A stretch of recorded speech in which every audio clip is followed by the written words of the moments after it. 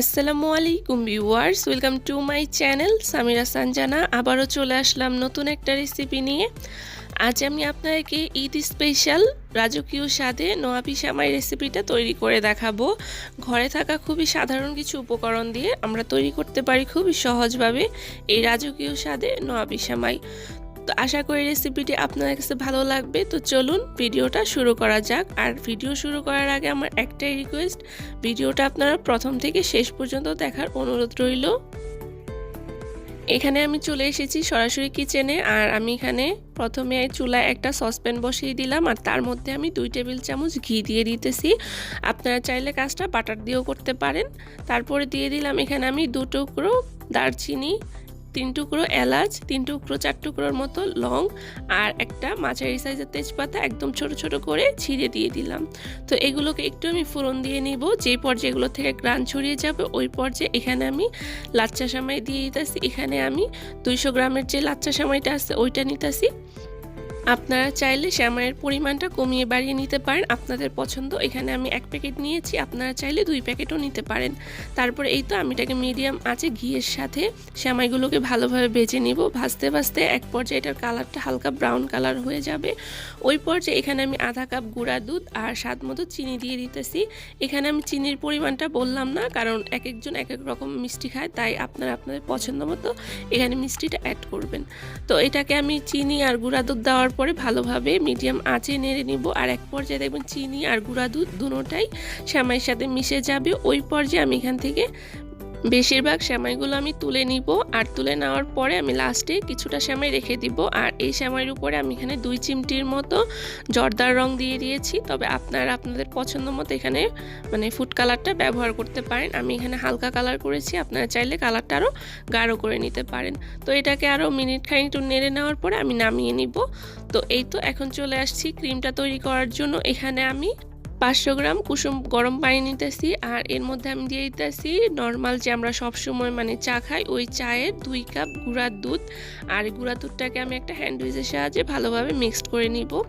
আর এখানে আমি গুঁড়া দুধ ব্যবহার করতেছি, তবে আপনারা চাইলে লিকুইড দুধও ব্যবহার করতে পারেন। তবে লিকুইড দুধটা জাল করে ঠান্ডা করে তারপরে নেবেন।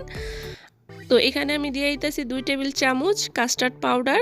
কাস্টার্ড পাউডার দেওয়ার পর এখানে আমি আবারও চিনি দিয়ে দিতেছি স্বাদ মতো।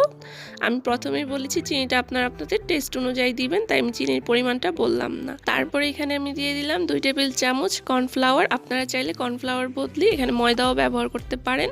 তারপরে দিয়ে দিলাম এখানে আমি 1/3 কাপ কনডেন্স মিল্ক। তারপরে এখানে আমি আবার দিয়ে দিতেছি 1/3 কাপ ডানোর ক্রিম। আপনারা এখানে যে কোনো ক্রিমই ব্যবহার করতে পারেন, কোনো সমস্যা নেই। তো এই পর্যায়ে আমার এখানে সব কিছু দেওয়া হয়ে গেছে। এটাকে আমি আবারও হ্যান্ড উইচের সাহায্যে ভালোভাবে মিক্সড করে নিব। আর মিক্সড করা হয়ে গেলে এটাকে আমি চুলায় জাল করে নিব। আরেকটা কথা, এখানে আপনারা যদি নর্মাল লিকুইড দুধ ব্যবহার করেন সেক্ষেত্রে এখানে কিন্তু গুঁড়া দুধ ব্যবহার করতে হবে। আর যদি আমার মতো এরকম গুঁড়া দুধ দিয়েই তৈরি করেন তাহলে এখানে আর গুঁড়া দুধ দেওয়ার কোনো প্রয়োজন নেই এক্সট্রাভাবে। তো এটাকে আমি চুলায় বসিয়ে এভাবে অনবরত নেড়ে এটাকে জাল করে নিব। এটাকে লাড়া বন্ধ করা যাবে না, এতে করে তলিতে লেগে যেতে পারে। তো আর এখানে আমি এখন সেমাইগুলো সেট করে নিব। এখানে আমি একটা মিক্সিং বল নিয়েছি, তার মধ্যে সেমাইগুলোকে আমি এভাবে সমানভাবে দিয়ে দিলাম।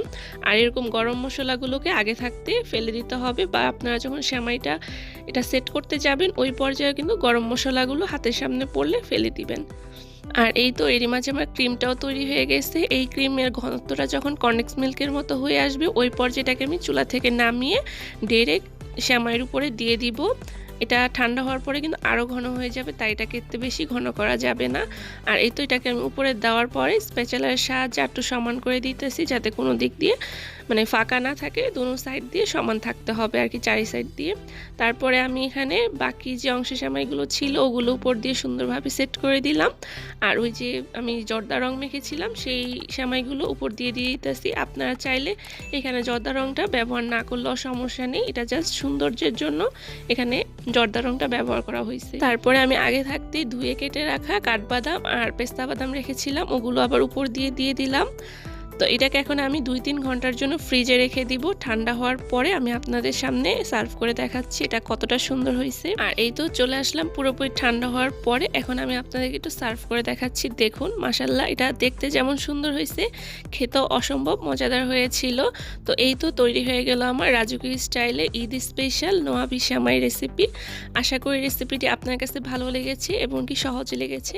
রেসিপিটি ভালো লেগে থাকলে প্লিজ আমার চ্যানেলটাকে সাবস্ক্রাইব করে ভিডিওতে একটি লাইক দিয়ে আমার পাশেই থাকবেন। আজ এখানেই বিদায় নিচ্ছি, দেখা হবে পরবর্তী ভিডিওতে। আল্লাহ হাফিজ।